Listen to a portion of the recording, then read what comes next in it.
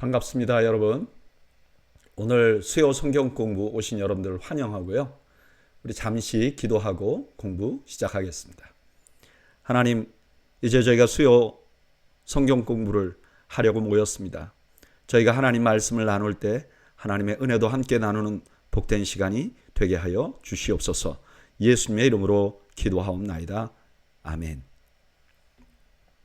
오늘은 열왕기하 18장에서 21장까지 하나님 말씀을 함께 공부하겠습니다. 1절, 이스라엘의 왕 엘라의 아들 호세아 제3년에 유다 왕 아하스의 아들 히스기야가 왕이 되니 그가 왕이 될 때의 나이가 25세라. 예루살렘에서 29년간 다스리니라. 그의 어머니의 이름은 아비요 스가리아의 딸이더라. 오늘 본문에는 히스기야라는 왕이 등장을 합니다. 이 히스기야는 아하스라는 왕의 아들인데 이 아하스는 하나님을 신실하게 섬기지 않았던 왕이에요. 그 위에 왕 우시야와 요담은 하나님을 잘 섬겼는데 아하스는 하나님보다 아수르를 더 의지했던 그런 왕이었습니다. 그런 하나님의 말씀에 순종하지 않던 사람의 아들로 히스기야가 등장을 하는 거죠. 3절, 히스기야가 그의 조상 다윗의 모든 행위와 같이 여호와께서 보시기에 정직하게 행하여 그가 여러 산당들을 제거하며 주상을 깨뜨리며 아세라 목상을 찍으며 모세가 만들었던 놋뱀을 이스라엘 자손이 이때까지 향하여 분향함으로 그것을 부수고 느스단이라 일컬었더라. 이 히스기야는 어떻게 했느냐? 그의 조상 다윗의 모든 행위와 같이 하나님 보시기에 정직하게 행했다는 거예요. 이거 산당을 그리고 나서 그 다음에 산당을 제거했다고 그랬어요. 이 산당을 제거한 것은요, 다른 유다 왕들과는 완전히 차원이 다른 순종을 한 겁니다. 과거에 자기들이 습관처럼 했던 신앙을 버리고 올바른 신앙으로 섬기기를 원했던 거죠. 그리고 그때까지 그 이스라엘 사람들이 했던 죄악 중에 하나가 광야에서 놋뱀이 있었잖아요. 이거 왜 생겼죠? 이스라엘 사람들이 하나님을 거역하고 불뱀에 독사에 물려서 죽어가니까 하나님께서 놋으로 뱀을 만들어서 그거 쳐다보면 너희가 살 것이다 해서 만든 것이잖아요. 근데 이걸 막 섬기는 거예요, 우상처럼. 그런데 그걸 부숴버려요. 그리고 느후스단이라, 이건 작은 놋 조각에 불과하다. 이건 아무것도 아니야. 너희들이 왜 이거 섬겼어? 이렇게 말한 거죠. 히스기야가 이스라엘 하나님 여호와를 의지하였는데 그의 전후 유다 여러 왕 중에 그러한 자가 없었으니 곧 그가 여호와께 연합하여 그에게서 떠나지 아니하고 여호와께서 모세에게 명령하신 계명을 지켰더라. 열왕기서의 기자는요, 이 히스기야에게 최고의 찬사를 줍니다. 뭐라고요? 이 히스기야 같은 왕이 없었다는 거예요. 그러면서 히스기야의 특징이 뭐냐? 하나님을 의지하고 하나님과 연합했다. 이건 하나님과 교제했다는 거죠. 그리고 하나님 명령을 지켰다. 여호와께서 그와 함께 하시면 그가 어디로 가든지 형통하였더라. 저가 아수르 왕을 배반하고 섬기지 아니하였고 그가 블레셋 사람들을 쳐서 가사와 그 사방에 이르고 망대에서부터 경관성까지 이르렀더라. 이렇게 하나님과 친밀하게 하자 어떤 결과가 일어나느냐? 하나님이 함께 하셨어요. 그리고 형통했어요. 그런데 여기 보면 이런 말을 해요. 저가 아수르 왕을 배반했다. 굉장히 강력한 힘을 가지고 있어서 블레셋 사람이라 이런 데를 쳤는데 이 힘을 가지고 있는 히스기야가 아수르 왕을 배반했다는 거예요. 이건 그냥 우리가 볼 때는 그냥 한마디로 나오지만 사실 이것도 이 히스기야가 국제 정세를 아주 잘 읽은 거예요. 왜냐하면 이때가 아수르가 좀 힘이 약해져요. 그 왕이 바뀌고요. 그 다음에 아수르 제국의 여러 곳에서 반란이 일어나요. 게다가 그 전에는 좀 강성했지만 도시국가가 됐던, 그러다가 아수르한테 정복당했던 바벨론이요, 서서히 이제 부상하기 시작해요. 그러니까 히스기야가 아수르에게 그 보냈던 조공을 이제 안 보낸 거죠. 그런데 이게 히스기야에게 큰 문제가 돼요. 9절.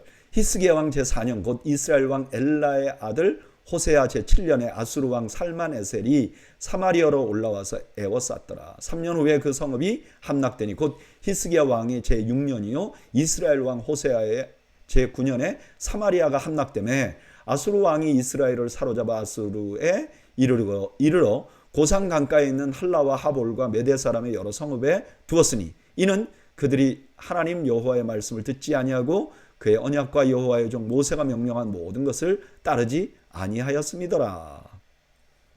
갑자기 히스기야 얘기를 하다가 북이스라엘이 멸망한 얘기를 딱 꺼내잖아요. 그럼 우리가 무슨 생각이 들어요?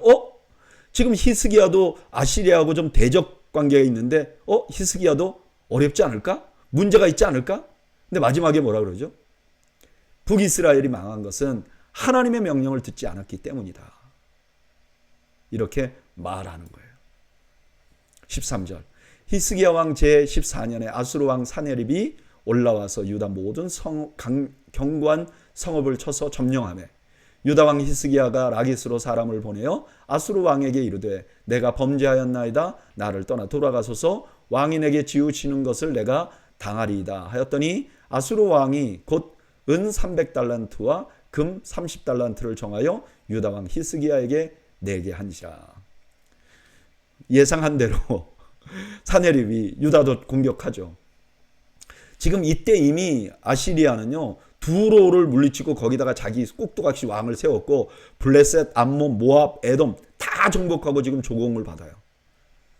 그러니까 유다가 재빠르게 조공을 바치겠습니다. 이렇게 얘기를 한 거죠. 히스기야가.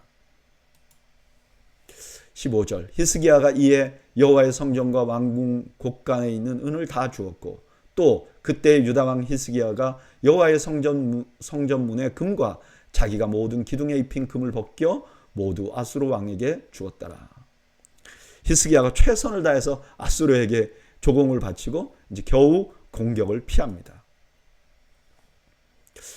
오늘 본문의 히스기야는 너무나 신실한 왕이라고 말합니다. 그리고 성경에서 최고의 칭찬을 받습니다. 그리고 그 덕분에 이 사람이 어디를 가든지 형통했어요. 그런데 아시리아가 쳐들어왔을 땐 얘기가 달랐습니다. 물론 북이스라엘 같이 정복당하지는 않았어요. 근데 성전 문에 있는 금을 다 벗겨주고 자기가 만들었던 그 기둥에 했던 그 금도 다 벗겨서 보내는 아주 치욕을 당합니다. 우리는 이런 걸 어떻게 받아들여야 될까요? 아니 하나님을 가까이해서 형통했다고 했는데 아니 아수르가 쳐들어오니까 뭐 그 형통이고 뭐고 아무것도 온데간데 없어지잖아요. 그러니까 하나님 가까이 하는 거는 약한 공격에는 통하지만 아주 강력한 공격에는 안 통하는가?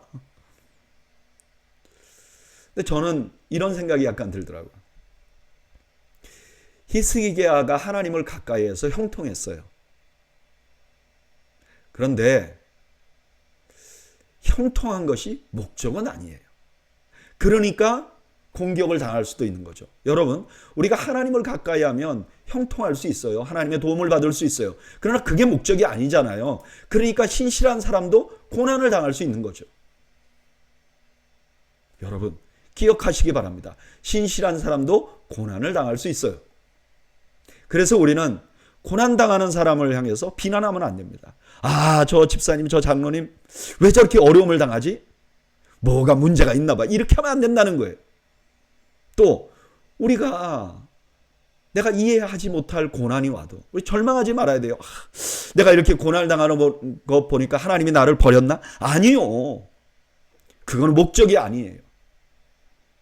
저는 여러분들이 고난당하는 것 때문에 다른 사람을 비방하거나 고난당하는 것 때문에 절망하지 않는 여러분들이 되시기를 주님의 이름으로 축원합니다. 17절.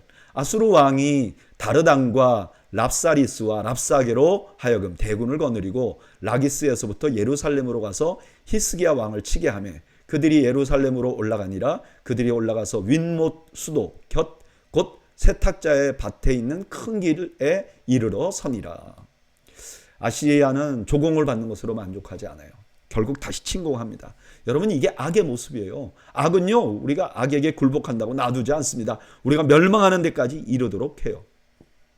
이 사람들이 와서 윗못에 있어요. 여기는 아마 기온 샘물 같은데 이게 원래 성 밖에 있었거든요. 근데 히스기야가 성 안으로 흐르게 해요. 나중에 보면 이제 히스기야 왕의 한 공격 중에 하나가 이거로 말해요. 그리고 지금 성지순례 가보면 지금 이 기온 샘이 아직도 그대로 있어요. 그러니까 이 샘물이 성 밖에 있었는데 이걸 지하로 해서 끌어들여요.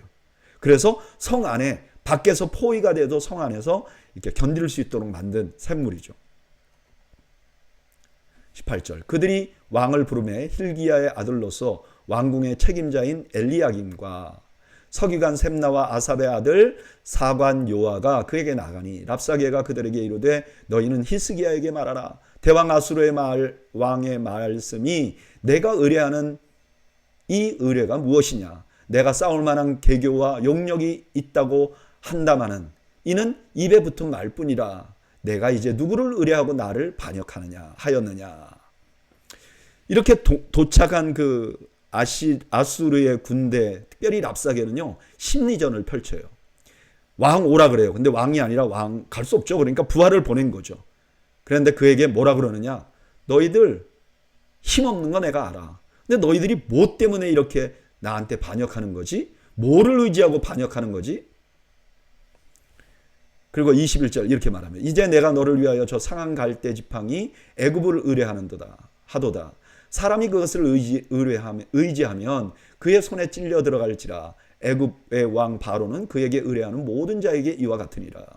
너희가 내게 이르기를 우리는 우리 하나님 여호와를 의뢰하노라 하리라마는 히스기야가 그들의 산당과 제단을 제거하고 유다와 예루살렘 사람에게 명령하기를 예루살렘 이 제단 앞에서만 예배하라 하지 아니하였느냐 하셨나니. 너희들이 지금 덤비는 거니까 애굽 의지에 애굽 그거는 갈대야. 사실 애굽은 그 나일강 근처에 갈대가 많았잖아요. 그러니까 애굽을 갈대로 비유하는 거예요. 근데 그 갈대가 말라 있으면 그 만지면 손 찔리잖아요. 너희들 그렇게 될 거야. 애굽 때문에. 그리고 뭐 하나님 여호와를 의뢰한다고? 야, 히스기야가 지금 여호와 섬기던 제단들을 산당들을 얼마나 많이 없앴는데 하나님이 가만히 계시잖아. 힘이 없잖아. 이 랍사게는 히스기야가 산당을 제거하는 것이 하나님 뜻에 합한 것인 줄 몰랐던 거죠. 23절 청하건대 이제 너는 내 주 아수르 왕과 내기하라. 내가 만일 말을 탈 사람을 낼 수 있다면 나는 내게 말 2,000마리를 주리라. 내가 어찌 내 주의 신하 중 지극히 작은 지휘관 한 사람인들 물리치며 애굽을 의뢰하고 그 병거와 기병을 얻을 듯하냐. 이 랍사게는요, 유다에 기마병이 없다는 걸 알아요. 너희들 말 탈 사람 없지. 내가 2,000마리 줘도 너희들이 말 2,000마리를 줘도 너희들이 사용할 수도 없잖아. 그리고 너희의 군대는 우리 대군의 아주 작은 부대 하나만 또 너희들이 이길 수 없잖아. 설사 애굽이 너희를 도와준다 할지라도 너희가 너무 허약하기 때문에 도움을 받을 수 없어. 이렇게 말하는 거죠. 25절 내가 어찌 여호와의 뜻이 아니고야 이제 이곳을 멸하러 올라왔겠느냐. 여호와께서 전에 내게 이르시기를 이 땅으로 올라와서 쳐서 멸하라 하셨느니라 하는지라. 랍사게는요, 그 이스라엘의 선지자들이 하는 말도 다 알고 있었어요. 그러니까 자기들이 치러 올라온 게 선지자, 그러니까 하나님의 뜻이라고 이렇게 거짓말을 하는 거죠. 사실은 아니죠. 이 거짓말이죠. 26절 hil기야의 아들 엘리야김과 셈나와 요아가 랍사게에게 이르되 우리가 알아듣겠사오니 청하건대 아람말로 당신의 종들에게 말씀하시고 성 위에 있는 백성이 듣는 데서 유다말로 우리에게 말씀하지 마옵소서. 랍사게가 그에게 이르되 내 주께서 내 주와 내게만 이 말을 하라고 나를 보내신 것이냐? 성 위에 앉은 사람들도 너희와 함께 자기의 대변을 먹게 하고 자기의 소변을 마시게 하신 것이 아니냐 하고. 참 유다 이 방백들은 너무 순진해요. 이 말을 유다 말로 좀 하지 마세요. 우리 백성들이 알아듣고 다 낙심합니다. 랍사게가 기회를 잡는 거죠. 뭐라고? 내가 너희들을 공격하면 그 백성들은 뭐 피해를 안 입냐? 다 피해 입는 거야. 그러니까 내가 유다 말로 할 거야. 28절 랍사게가 드디어 일어서서 유다 말로 크게 소리질러 불러 이르되 너희는 대왕 아수르의 말씀을 들으라. 왕의 말씀이 너희는 히스기야에게 속지 말라. 그가 너희를 내 손에서 건져내지 못하리라. 또한 히스기야가 너희에게 여호와를 의뢰하라 함을 듣지 말라. 그가 이르기를 여호와께서 반드시 우리를 건지실지라 이 성읍이 아수르 왕의 손에 함락되지 아니하리라 하게 하시리라 할지라도. 랍사게가 이제 백성들에게 말해요. 그리고 첫 번째 하는 말이 뭐죠? 히스기야에게 속지 마라. 히스기야는 계속 하나님을 의뢰하라 그러는데 속지 마라. 이렇게 말하면서 지금 역설적으로 히스기야가 진짜 누구를 의지하고 있는지를 보여줘요. 그죠? 31절. 너희는 히스기야의 말을 듣지 말라. 아수르 왕의 말씀이 너희는 내게 항복하고 내게로 나오라. 그리하면 너희는 각각 그의 포도와 포도나 무화과를 먹고 또한 각기 자기의 우물의 물을 마시라. 내가 장차 와서 너희를 한 지방으로 옮기리니 그곳은 너희 본토와 같은 지방 곧 곡식과 포도주가 있는 지방이요 떡과 포도원이 있는 지방이요 기름 나는 감람과 꿀이 있는 지방이라. 너희가 살고 죽지 아니하리라. 히스기야가 너희를 설득하여 이르기를 여호와께서 우리를 건지시리라 하여도 히스기야에게 듣지 말라. 이제 백성들에게 유혹을 하는 거예요. 뭐라고요? 너희들 항복하면 다 너희들 음식 너희들이 먹을 거야. 우리가 탈취해 가지 않을 거야. 너희들이 풍요롭게 살 거야. 그리고 너희들이 다른 지방으로 옮길 거야. 근데 거기 가도 너희가 잘 살 거야. 정말 교활하죠. 여러분, 아시리아는요, 어느 지역을 정복하면 그 지역에 있는 사람들을 잔혹하게 끌고 가서 이주시키고 또 다른 쪽에 있는 사람을 그쪽으로 이주시켜서 인종을 섞어버려요. 그리고 아수르가 이제 사람들을 끌고 갈 때 너무너무 잔혹하게 끌고 가요. 나중에 나오겠지만 막 그 코에다가 쇠갈고리를 걸어가지고 끌고 간단 말이에요. 근데 이거를 아주 미화를 해서 표현을 합니다. 이렇게 유혹한 다음에 그 다음에 협박합니다. 33절. 민족의 신들 중에 어느 한 신이 그의 땅을 아수르 왕의 손에서 건진 자가 있느냐. 하맛과 아르밧의 신들이 어디 있으며 수알와임과 헤나와 아와의 신들이 어디 있느냐. 그들이 사마리아를 내 손에서 건졌느냐. 민족의 신들 중에서 누가 그 땅을 내 손에서 건졌기에 여호와가 예루살렘을 내 손에서 건지겠느냐 하셨느니라. 너희 신 여호와가 못 건진다. 36절.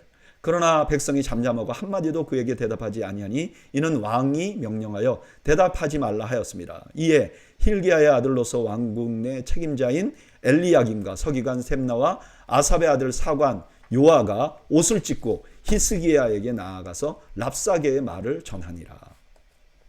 근데 이렇게 이제 랍사게가 심리전을 펼쳤어도 예루살렘에 있는 사람들은 왕을 신뢰했던 것 같아요. 그러니까 한마디도 안 하고 있어요. 그러나 이 말을 들었던 백성의 리더들, 히스기야가 보낸 사람들은 너무너무 두려워하고 가슴 아파하는 거죠. 오늘 본문은 아수르가 재침공한 상황을 설명합니다. 처음에 침공했을 때 조공을 줬잖아요. 근데 아수르는 조공에 만족 못합니다. 그리고 결국 유다를 망하게 하기를 원해요. 그래서 처음에 시작한 것이 심리전입니다. 여기 심리전을 펼치는 랍사겔은 대단해요. 유다 말을 알고 있었어요. 유대어를 할 수 있는 거죠. 히브리어를. 거기다가 선지자들의 말도 다 알고 있었어요. 군사적인 약점도 알고 있었어요. 그리고 말로 사람을 현혹시키는 기술도 대단합니다. 아수르가 잔혹하게 끌고 가는 이주 정책도 아주 아름답게 들리도록 말해요. 협박과 유혹을 동시에 하고 있는 거예요. 이제 유다는 선택을 해야 됩니다. 그 랍사게의 말을 들을지 아니면 하나님을 의지할지. 근데 오늘 저는 이 상황을 보면서 이게 좀 익숙한 상황 같아요. 왜냐? 오늘을 사는 우리가 일상에서 반복되는 일이기도 하기 때문에 그래요. 여러분, 요즘 우리가 살아가는 사회는요, 내가 하나님 믿는다 그러면 저 사람 좀 이성적이지 않구나. 똑똑하지 않구나. 뭔가 한쪽으로 쏠려 있구나. 균형이 없구나. 이렇게 생각하죠. 그래서 우리가 하나님을 신뢰한다고 말하면 유혹과 협박을 해요. 아니면 우리가 마치 거대한 속임수에 속고 있는 것처럼 안타까워합니다. 이런 사회에서 우리는 매 순간마다 선택을 해야 돼요. 하나님을 의지할 것인가, 아니면 나를 그렇게 판단하는 사람들에게 의지하고 살아갈 것인가. 근데 오늘 본문은요, 그렇게 말하는 그들의 본질을 보여줍니다. 여러분, 사회에서 우리가 이제 크리스찬이라고 그러잖아요. 그러면 저 사람 왜 이렇게 답답해 이렇게 말하죠. 근데 그렇게 말하는 사람 누구도 나를 지켜주지 못합니다. 그리고 그분들이 무슨 대안을 주는 게 아니에요. 그냥 우리를 민망하게 해서 우리 신앙을 흔들어 보려고 하는 거죠. 그래서 우리에게 그런 도전이 오면요, 지금이 하나님을 더욱더 의지해야 될 시기이구나. 지금 기독교인들이 이렇게 욕을 먹고 내가 봐도 이상한 짓을 할 때도, 그래, 이럴 때 우리가 주님 더욱 의지해야 될 시기구나. 이렇게 보아야 하는 것이죠. 여러분, 우리는 항상 주님을 의지하고 살아야 합니다. 그런데 위기가 오면요, 더 주님을 의지해야 됩니다. 위기란 주님을 더 의지하는 기회임을 잊지 마시는 여러분 되시기를 주님의 이름으로 축원합니다. 1절, 히스기야 왕이 듣고 그 옷을 찢고 굵은 배를 두르고 여호와의 전에 들어가서 왕궁의 책임자인 엘리야김과 서기관 셈나와 제사장 중 장로들에게 굵은 배를 둘러서 아모스의 아들 선지자 이사야에게로 보내매. 이 이야기를 들은 히스기야가 이제 절망스럽잖아요. 그러니까 자기 옷을 찢고 성전에 들어갑니다. 그리고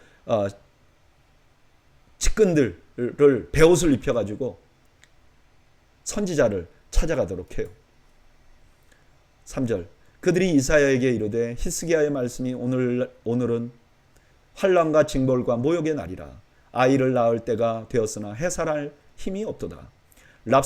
랍사게가 그의 주 아수르 왕의 보냄을 받고 와서 살아계신 하나님을 비방하였으니 당신의 하나님 여호와께서 혹시 그의 말을 들으셨을지라. 당신의 하나님 여호와께서 그 들으신 말 때문에 꾸짖으실 듯하니 당신은 이 남아있는 자를 위하여 기도하소서 하더이다 하니라. 지금 환난과 징벌과 모욕이라는 건 모두 신적인 징벌을 의미하는 거예요. 그러니까 지금 히스기야는 이 아수르가 침공한 것이 그들이 하나님을 더 의지하지 않고 애굽을 의지한 것에 대한 하나님의 징계라는 걸 알아요. 그리고 여기 그 한 말 중에 혹시 그의 말을 들으셨을지라, 또 당신의 하나님 여호와께서 그 들으신 말 때문에 꾸짖으실 듯하니, 이 말은 좀 의심이 아니라요, 기대를 표현하는 거예요. 하나님이 그렇게 하실 수도 있지 않습니까? 기대를 갖는 거죠. 5절, 이와 같이 히스기야 왕의 신복이 이사야에게 나아가니 이사야가 그들에게 이르되 너희는 너희 주에게 이렇게 말하라. 여호와의 말씀이 너는 아수르 왕의 신복에게 들은 바 나를 모욕하는 말 때문에 두려워하지 말라. 내가 한 영을 그의 속에 두어 그로 소문을 듣고 그의 본국으로 돌아가게 하고 또 그의 본국에서 그에게 칼에 죽게 하리라 하셨느니라 하더라. 이사야는 담백하게 말합니다. 하나님께서 너희들 두려워하지 말라고 말씀하셨다. 이제 내가 한 영, 이 영은 그 영혼 이런 뜻이 아니라 오판하는 마음, 두려워하는 마음, 그런 마음을 두어서 우리가 본국으로 돌아가게 되고 거기서 살해될 것이다, 이렇게 말합니다. 8절, 랍사게가 돌아다니다가 아수르 왕이 이미 라기스에서 떠났다 함을 듣고 림나로 가서 아수르 왕을 만났으니 왕이 거기서 림나와 싸우는 중이더라. 아수르 왕은 구스 왕 디르하가가 당신과 싸우고자 나왔다 함을 듣고 다시 히스기야에게 사자를 보내며 이르되, 이제 랍사게가 쉽게 항복을 안 하니까 이제 아수르 왕에게 다시 간 거죠. 근데 아수르 왕은 지금 림나에서 전투를 하고 있어요. 이 림나는 히스기야가 회복한 땅입니다. 그러니까 아직도 아수르와 싸우고 있는 유다 땅이 있는 거예요. 그런데 그때 아수르 왕에게 구스라는 나라의 왕이 아수르와 전쟁하려고 나온다는 소식을 들어요. 이 구스는 이디오피아를 말하는데 이 이디오피아는 지금 이디오피아 말고요. 그 이집트 밑쪽에 있는 이디오피아라는 나라가 옛날에 있었다 그래요. 바로 그 나라가 쳐들어온다 하는 소식을 듣게 된 거죠. 그러면 위협이 되잖아요. 아무리 강력한 국가라도 어떤 국가에서 쳐들어온다 그러면 신경이 쓰이잖아요. 그러니까 이제 히스기야에게 더 협박하는 거죠. 여러분, 이게 사탄의 전략이에요. 안 될 것 같으면 더 협박해요. 10절. 너희는 유다왕 히스기야에게 이같이 말하여 이르기를 내가 믿는 내 하나님이 예루살렘을 아수르 왕의 손에 넘기지 아니하겠다 하는 말에 속지 말라. 아수르의 여러 왕이 여러 나라에 행한 바 진멸한 일을 내가 들었나니 내가 어찌 구원을 얻겠느냐. 내 조상들이 멸하신 여러 민족 곧 고산과 하란과 레셉과 들라살에 있는 에덴 족속을 그 나라들의 신들이 건졌느냐. 하맛 왕과 아르밧 왕과 스발와임 성의 왕과 헤나와 아와의 왕들이 다 어디에 있느냐 하라 하니라. 아수르 왕은요, 유다 왕에게 이렇게 말하라 그래요. 어느 나라의 신이 그 나라를 지켰느냐? 아무도 못 지켰다. 그런데 너희 여호와가 너희를 지킨다고 천만에 그렇게 못할 거야 라고 말하는 거죠. 14절. 히스기야가 사자의 손에서 편지를 받아보고 여호와의 성전에 올라가서 히스기야가 그 편지를 여호와 앞에 펴놓고 그 앞에서 히스기야가 기도하여 이르되 그룹들 위에 계신 이스라엘의 하나님 여호와여 주는 천하만국의 홀로 하나님이시라 주께서 천지를 만드셨나이다. 이 편지를 들고 하나님 앞에 펴놓습니다. 하나님 앞에 이르는 거죠. 하나님, 얘가 이래요. 하나님 그룹 위에 계시다는 건 높고 높은 곳에 계시지 않습니까? 그리고 이 땅을 만드신 분 아닙니까? 저는 히스기야의 이 모습이 재미있습니다. 왜냐하면 저도 하나님 앞에 이렇게 이런 적이 많거든요. 16절. 여호와여 귀를 기울여 들으소서. 여호와여 눈을 떠서 보시옵소서. 사네립이 살아계신 하나님을 비방하러 보낸 말을 들으시옵소서. 여호와여 아수르 여러 왕이 과연 여러 민족과 그들의 땅을 황폐하게 하고 또 그들의 신들을 불에 던졌사오니 이는 그들이 신이 아니요 사람의 손으로 만든 것 곧 나무와 돌뿐이므로 멸하였나이다. 우리 하나님 여호와여 원하건대 이제 우리를 그의 손에서 구원하옵소서. 그리하시면 천하 만국이 주 여호와가 홀로 하나님이신 줄 알리다 하니라. 히스기야가 이렇게 말하는 거죠. 하나님, 저 아수르 사람들 사네립이 하나님을 비방하는 것 들어보십시오. 그 아수르 왕이 정복한 모든 나라의 신들은 우상들이니까 그들이 불태워졌죠. 그러나 하나님은 살아계신 하나님 아닙니까? 온 세상을 다스리는 하나님 아니십니까? 그러니까 우리를 구원해 주세요. 그러면 온 세상 사람들이 하나님이 진짜 하나님이심을 알 것입니다. 오늘 본문은 아수르 왕의 협박을 받은 히스기야가 보인 반응을 보여줍니다. 히스기야는 지금 상황이 매우 위급하다는 걸 알아요. 근데 이렇게 위급한 시기에 히스기야는 하나님 앞에 나갑니다. 하나님을 의지합니다. 그리고 기도합니다. 사실 기도는 평소에 해야 되는 일이에요. 그러나 위기가 오면 더 기도해야 됩니다. 그리고 히스기야는 이사야에게도 기도해달라고 요청합니다. 물론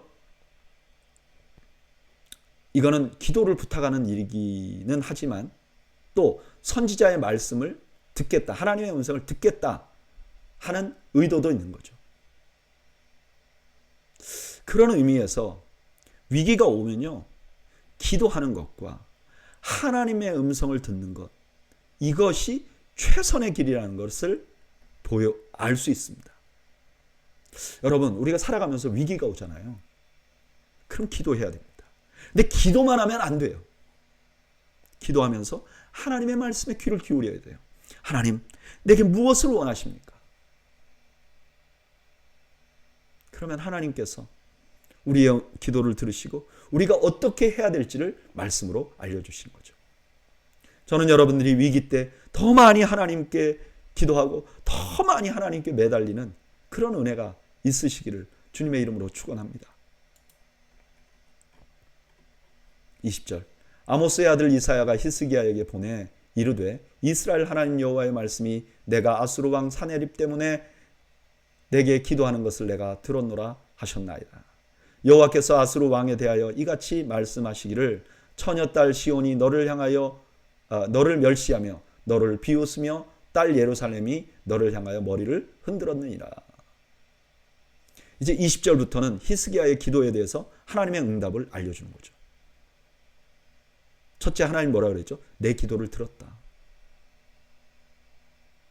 그리고 아수르 왕에게 뭐라고 말하느냐 하면은 너 예루살렘이 너를 비웃을 거야. 근데 이게 일어나지 않은 일이잖아요. 이게 근데 너무나 확실한 일이기 때문에 마치 과거처럼 완료로 표현하는 거예요. 22절. 내가 누구를 꾸짖었으며 비방하였느냐? 누구를 향하여 소리를 높였으며 눈을 높이 떴느냐? 이스라엘의 거룩한 자에게 그리하였도다. 내가 사자들을 통하여 주를 비방하여 이르기를 내가 많은 병거를 거느리고 여러 산 꼭대기에 올라가며 레바논 깊은 곳에 이르러 높은 백향목과 아름다운 잣나무를 베고 내가 그 가장 먼 곳에 들어가며 그의 동산의 무성한 수풀에 이르리라. 내가 땅을 파서 이방의 물을 마셨고 나의 발바닥으로 애굽의 모든 강을 말렸노라 하였도다. 지금 아수르 왕에게 하는 말이 뭐죠? 너가 지금 누구한테 지금 이렇게 대들고 있어? 그래, 네가 한 일 내가 알아. 네가 자랑하는 거 내가 알아. 네가 그런 큰 일을 했어. 강력한 일을 했어. 그 다음에 뭐라 그러냐? 25절. 내가 듣지 못하였느냐? 이 일은 내가 태초부터 행하였고 옛날부터 정한 바라. 이제 내가 이루어 너로 견고한 성들을 멸하여 무너진 돌무더기가 되게 함이리라. 그러므로 거기에 거주하는 백성의 힘이 약하여 두려워하며 놀랐나니 그들은 들의 채소와 푸른 풀과 지붕의 잡초와 자라기 전에 시든 곡초같이 되었느니라. 너희들이 그렇게 강력한 힘을 발휘했던 거 내가 다 정해놓은 일 때문에 너희들이 한 거야. 근데 어디다가 대들어? 이렇게 말하는 거예요. 너희들이 정복한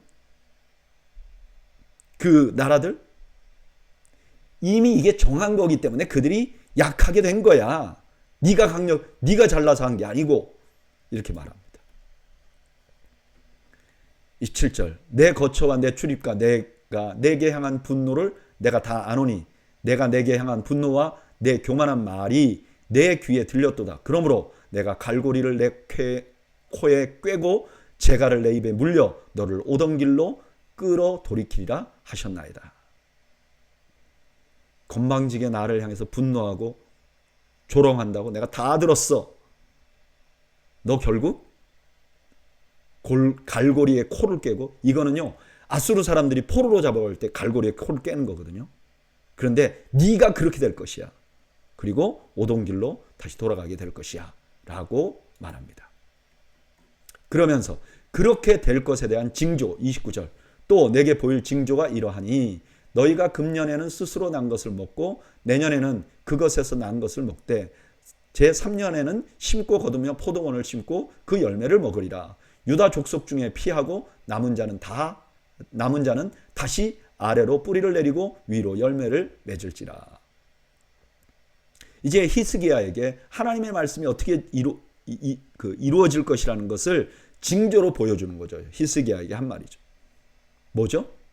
3년 지나면, 지금은 아수르 때문에 이제 땅이 다 황폐했지만 3년 지나면 이제 너희가 심은 곡식을 먹을 거야. 이렇게 말하는 거죠. 31절. 남은 자는 예루살렘에서부터 나올 것이요 피하는 자는 시온산에서부터 나오리니 여호와의 열심히 이 일을 이루리라 하셨나이다 하니라. 유다의 많은 지역이 이미 다 정복됐잖아요. 그러니까 사람들이 다 예루살렘에 속속 모였을 거예요. 그런데 이 예루살렘은 정복당하지 않을 것이라는 거예요. 여기 있는 사람은 남은 자가 될 것이라는 거예요. 근데 이것을 누가 할 것이냐? 이스라엘 사람들이 할 것이 아니라 유다 사람들이 할 수 있는 일이 아니라는 거예요. 누가 하느냐? 여호와의 열심히, 하나님의 열심히 이걸 이루겠다는 거예요. 놀랍죠? 하나님이 하시겠다는 거죠. 32절.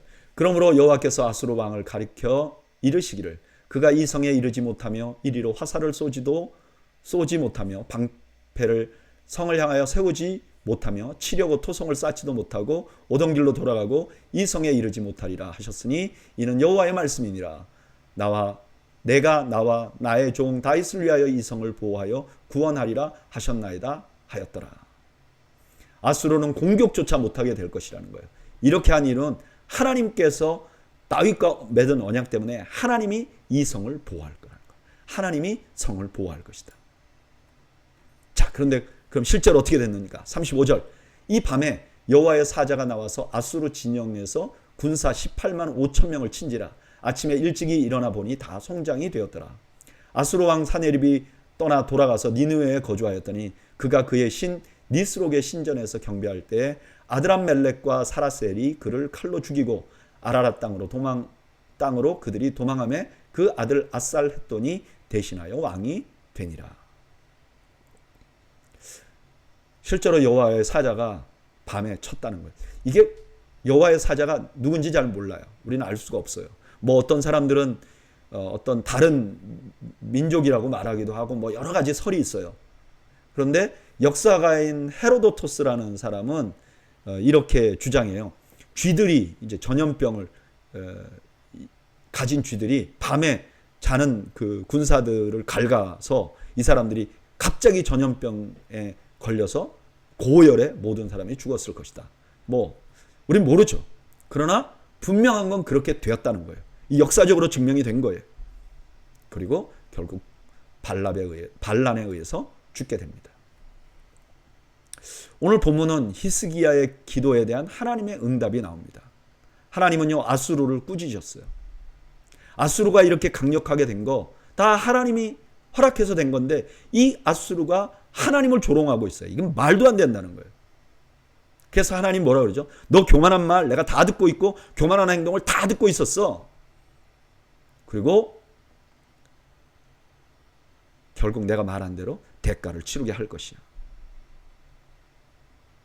누가 하느냐? 하나님이 하실 거야. 하나님이 열심히 할 거야. 여러분, 하나님은 이러신 분입니다. 하나님을 대적하는 자 다 보고 계십니다. 교만한 말을 하는 자 다 듣고 계십니다. 하나님 앞에 엉뚱한 얘기하는 자들, 하나님께 불경한 얘기를 하는 자들 다 듣고 계십니다. 그래서 우리가 나서서 복수할 필요가 없어요. 하나님이 다 알고 계시기 때문에. 그리고 하나님께서는 예루살렘을 구원하시겠다고 하셨어요. 이걸 다 하나님의 열심히 이루겠다고 했어요.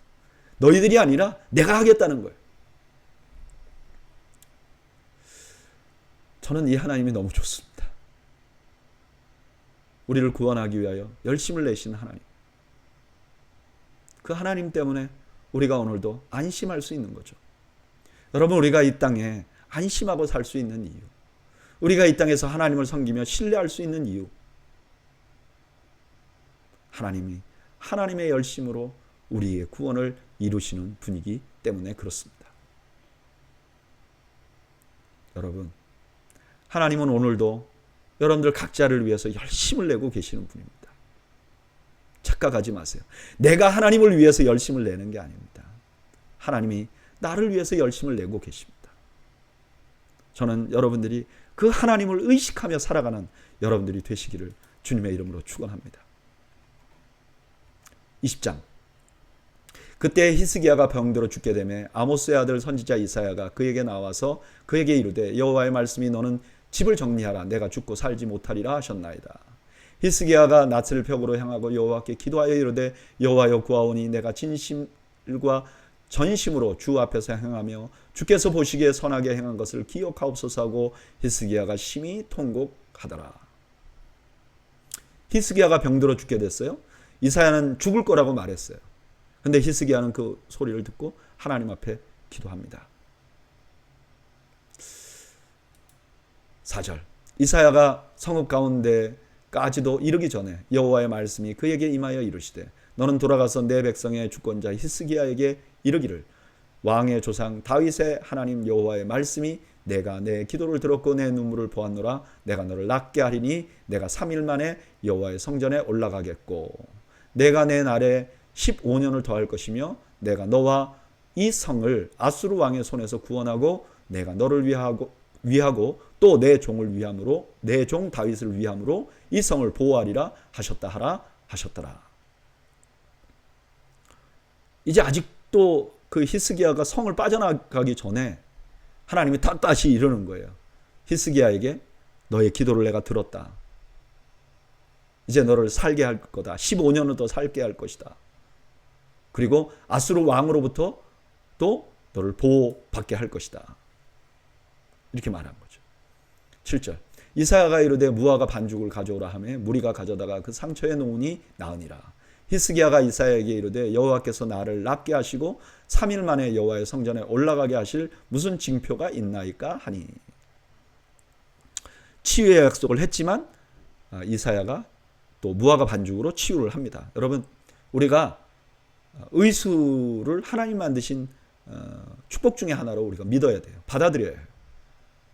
의사에게 가는 것이 불신이 아님을 여러분 믿으셔야 됩니다. 예전에는 의사에게 가면 믿음이 없나 이렇게 말한 분들도 있었어요. 근데 그건 사실이 아닙니다. 히스기야가 이사야에게 징표를 구합니다. 9절 이사야가 이르되 여호와께서 하신 말씀을 응하게 하실 일에 대하여 여호와께로부터 왕에게 한 징표가 이 말이다.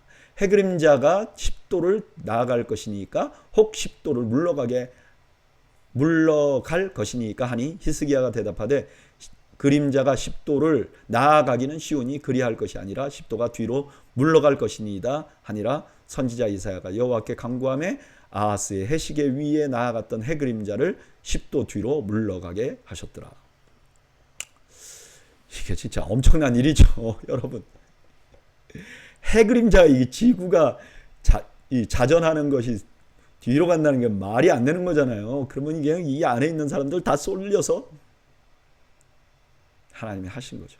상상할 수 없는 일을 하신 거죠. 뭐 때문에요? 히스기야가 낫겠다는 상징으로.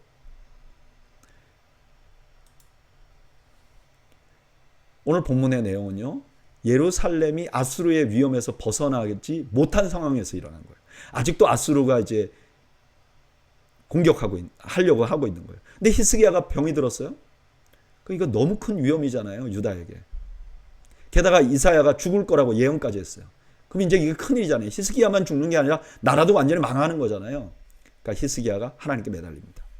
그랬더니 하나님께서 그의 기도를 들으시고 수명을 15년 연장해 줘요. 근데 이런 사건을 보면요, 이런 생각이 들어요.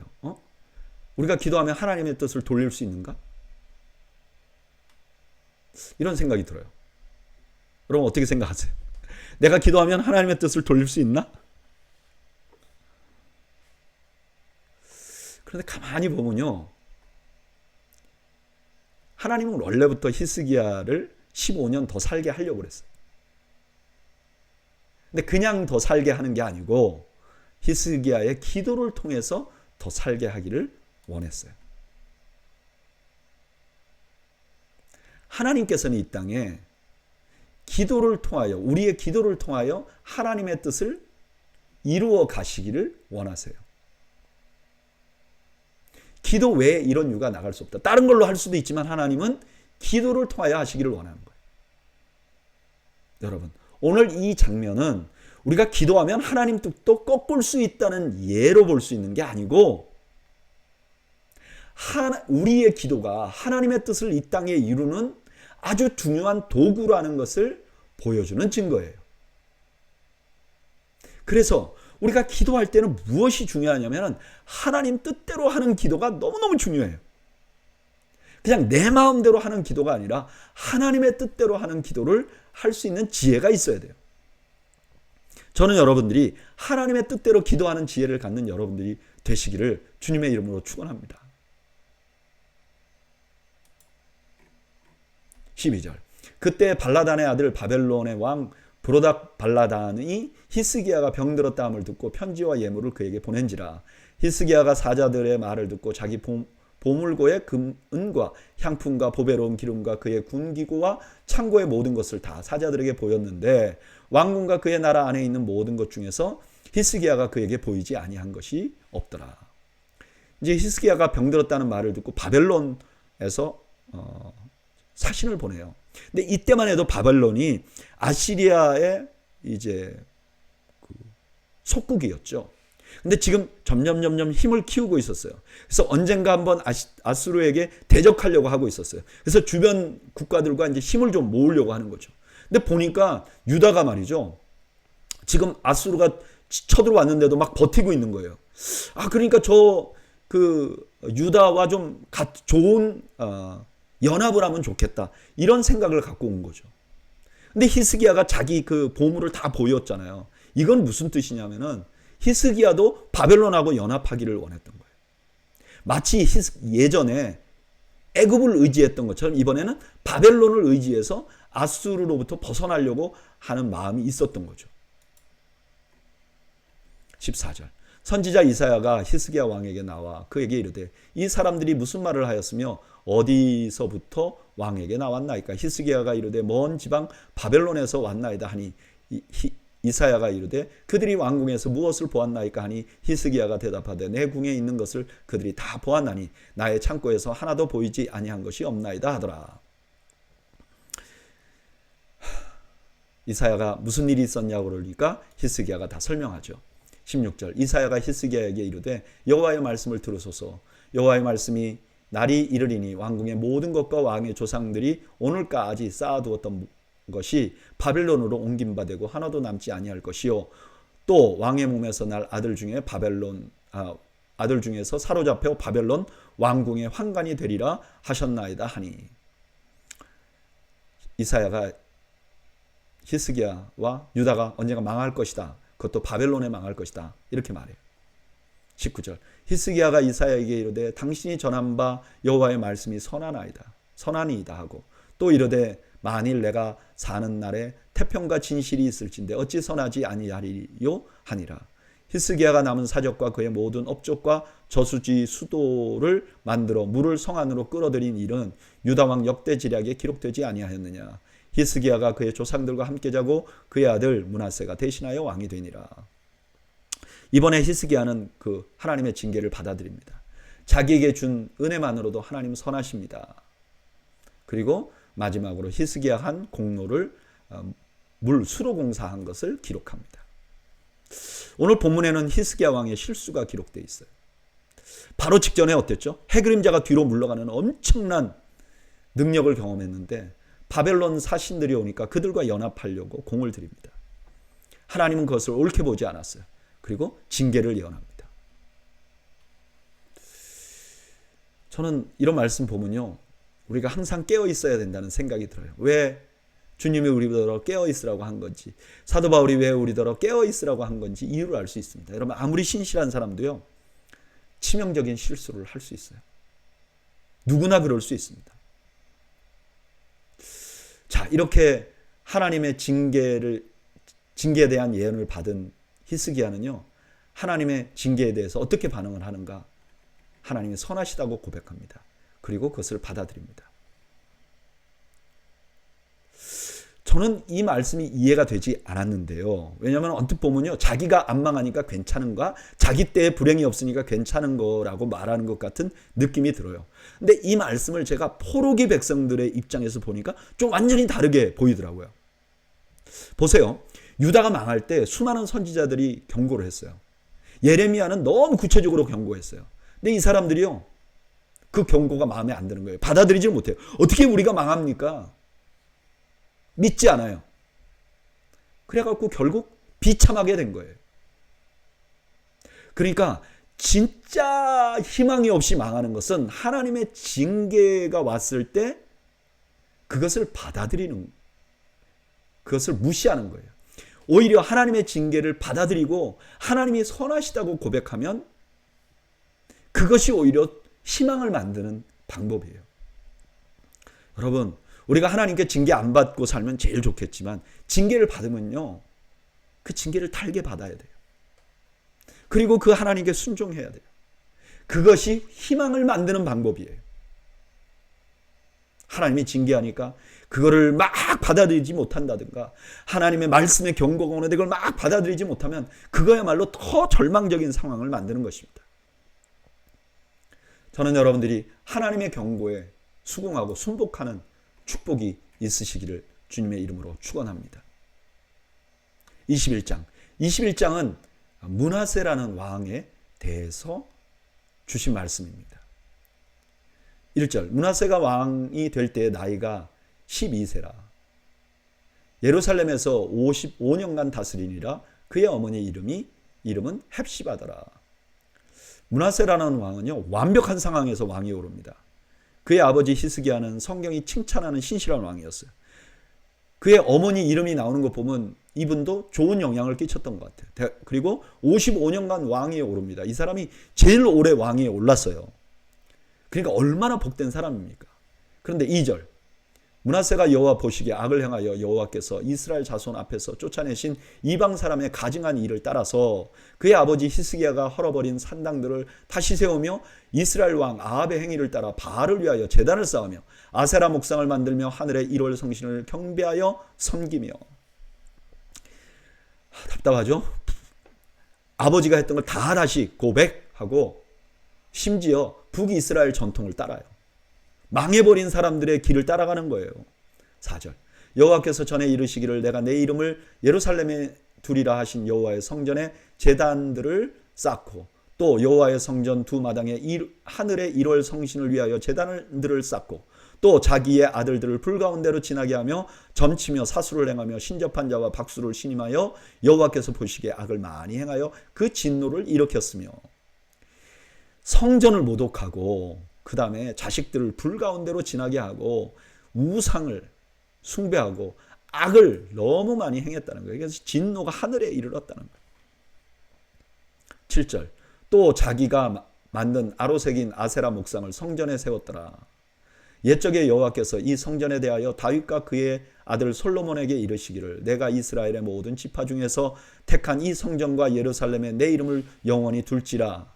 만일 이스라엘이 나의 모든 명령과 나의 종 모세가 명령한 모든 율법을 지켜 행하면 내가 그들의 발로 다시는 그의 조상들에게 준 땅에서 떠나 유리하지 아니하게 하리라 하셨으나 이 백성이 듣지 아니하였고 므낫세의 꾀임을 받고 악을 행한 것이 여호와께서 이스라엘 자손 앞에서 멸하신 여러 민족보다 더 심하였더라. 그러면서 이 므낫세의 악을 이렇게 기록하면서 옛적에 하나님이 하신 말씀을 다시 기억하게 해요. 하나님이 하신 말씀 뭐죠? 너희들이 율법을 준행하면 여기서 떠나지 않게 할 것이다. 근데 지금 이들이 율법을 지키지 않았잖아요. 그러니까 어떻게 됐겠어요? 우리가 하나님이 이 땅을 벌하겠구나 하는 상상을 할 수가 있는 거죠. 이들이 쫓겨나겠구나. 거기다가 뭐라 그러죠? 이 사람들이, 이 므낫세가 그 전에 이스라엘로 오기 전에 여기 가나안 땅에서 했던 사람들이 한 것보다 더 악하게 했다는 거예요. 그래서 당연히 가나안 사람들이 쫓겨나듯이 이들도 쫓겨날 것이다. 이런 상상을 할 수가 있게 만든 거죠. 10절, 여호와께서 그 종 모든 선지자들을 통하여 말씀하여 이르시되 유다 왕 므낫세가 이 가증한 일과 악을 행함이 그 전에 있던 아모리 사람들의 행위보다 더욱 심하였고 또 그들의 우상으로 유다를 범죄하게 하였도다. 그러므로 이스라엘의 하나님 여호와가 말하노니 내가 이제 예루살렘과 유다에 재앙을 내리리니 듣는 자마다 두 귀가 울리리라. 이제 비참하게 너희가 망하게 될 것이라는 걸 예언하는 거죠. 13절, 내가 사마리아를 잰 줄과 아합의 집을 다림 보던 추를 예루살렘에 베풀고 또 사람이 그릇을 씻어 엎음같이 예루살렘을 씻어버릴지라. 내가 나의 기업에서 남은 자들을 버려 그들의 원수의 손에 넘긴 즉 그들이 모든 원수에게 노략거리와 겁탈거리가 되리니. 사마리아 망했잖아요. 왜요? 하나님이 죄 받는데 못 미쳤잖아요. 아합이 그랬잖아요. 하나님의 평가에 못 미쳤잖아요. 죽었잖아요. 다 없어졌잖아요. 똑같이 예루살렘이 그렇게 될 것이라는 거예요. 15절, 이는 애굽에서 나온 그의 조상 때부터 오늘까지 내가 보기에 악을 행하여 나의 진노를 일으켰음이니라 하셨더라. 므낫세가 유다에게 범죄하게 하여 여호와께서 보시기에 악을 행한 것 외에도 또 무죄한 자의 피를 심히 많이 흘려 예루살렘 이 끝에서 저 끝까지 가득하게 하였더라. 하나님 왜 이렇게 심판하게 하시느냐? 갑자기 므낫세 때문이 아니라 그동안 계속 악을 행했지 않느냐? 그런데 지금 므낫세가 그냥 정점을 찍었어요. 이제 끝이야. 더 못 기다려. 그러면서 마지막으로 므낫세가 이런 종교적인 악만 행한 게 아니라 도덕적으로도 정치적으로도 피를 많이 흘렸다는 것을 보여줍니다. 17절 므낫세의 남은 사적과 그가 행한 모든 일과 범죄한 죄는 유다왕 역대 지략에 기록되지 아니하였느냐. 그 므낫세는 지금 오늘 본문에는 그냥 이대로 끝나지만 결국 아수르 왕에게 포로로 잡혀가요. 그래서 거기서 아수르 왕에게 충성을 맹세해요. 그리고 나서 회개합니다. 므낫세는 마지막에는 회개를 해요. 그래서 역대하 33장에 보면 이렇게 말해요. 그가 환난을 당하여 그의 하나님 여호와께 간구하고 그의 조상들의 하나님 앞에 크게 겸손하여. 므낫세는 마지막에는 돌아오는 거죠. 그래서 18절 므낫세가 그의 조상들과 함께 잠에 그의 궁궐 동산 곧 우사의 동산에 장사되고 그의 아들 아몬이 대신하여 왕이 되니라. 아몬이 왕이 될 때의 나이가 22세라 예루살렘에서 2년간 다스리니라. 그의 어머니의 이름은 무술레맛이요 요빠 하루스의 딸이더라. 아몬이 그의 아버지 므낫세의 행함과 같이 여호와 보시기에 악을 행하되.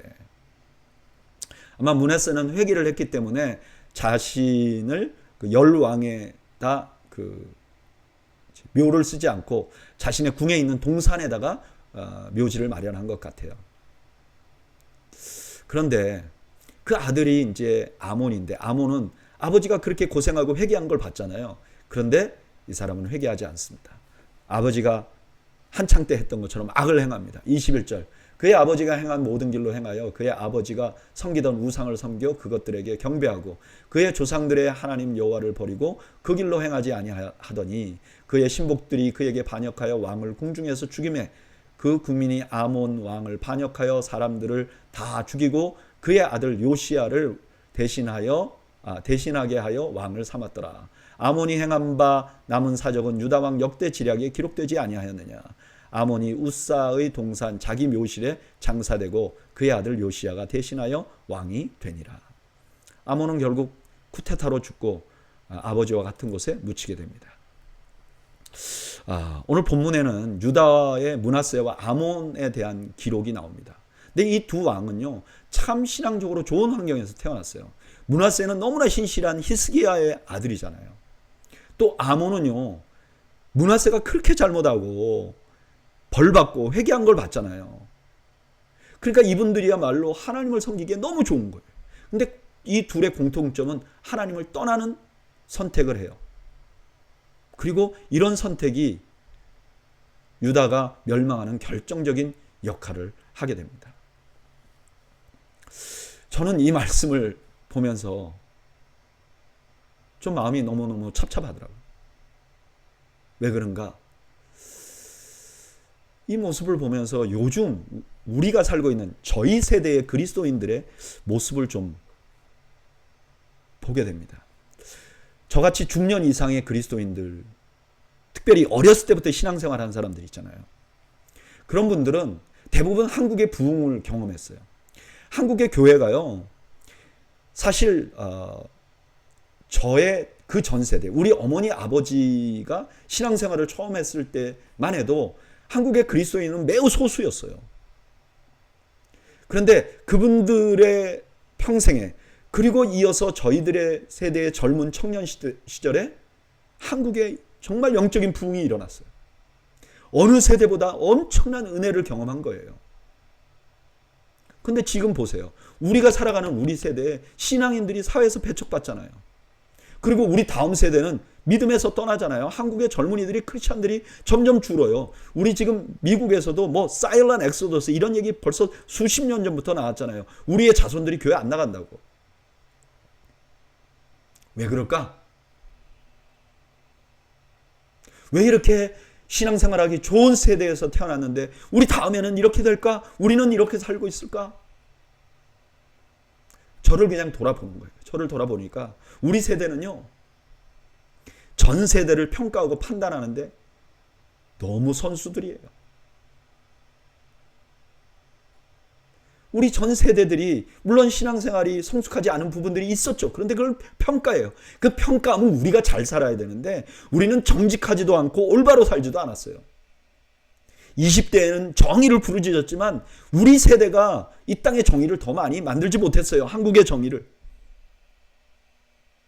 그러면 주변 사람들에게 사랑을 보여줬느냐? 오히려 우리 전 세대 사람들이 사랑을 보여줬죠. 이것뿐만 아니라 우리 전 세대 어른들은 우리에게 신앙 우선주의라도 심어줬는데 우리는 이 생명을 문화로 만들어 버렸어요. 저는 우리 세대가 하나님 앞에 분명히 책임져야 할 부분이 있을 거라는 두려움이 이 말씀을 묵상하면서 생기더라고요. 그래서 이렇게 기도할 수밖에 없는 거. 하나님, 불쌍히 여겨주세요. 하나님, 우리에게 또 한 번 기회를 주세요. 한 번 다시 기회를 주세요. 여러분, 저는 우리 더웨이 교회가 그런 하나님의 긍휼하심을 한 번 받는 교회가 되었으면 좋겠어요. 우리 전 세대의 신앙을 비판하는 것이 아니라, 남들을 비판하는 것이 아니라, 우리가 하나님 앞에 정직하게 사는지, 사랑을 갖고 사는지, 우리 자신을 두렵고 떨림으로 바라보고, 우리 다음 세대에게 부족하지만 우리는 부족했지만 너희들은 이 생명의 말씀, 이 신앙을 유지해야 된다고 신앙을 전수할 수 있는